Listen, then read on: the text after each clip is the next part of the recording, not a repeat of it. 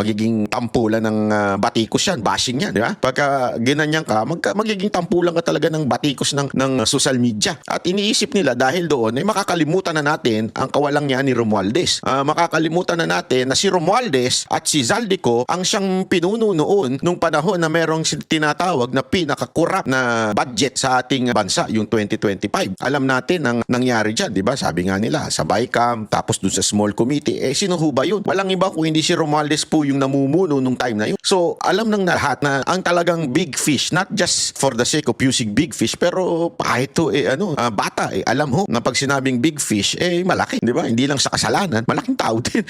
Pambihirang buhay rin. Even if alam na niya na ikukulong siya, gagawin siyang sacrificial lamb ng gobyernong ito at sasabihin, kahit kakampi namin, ipakukulong namin. Pero hindi yan ang gusto natin. Ulo ni Romualdez ang gusto natin, hindi Revilla. At hindi rin Bong Revilla, kung hindi Bongbong Marcos ang gusto nating makulong.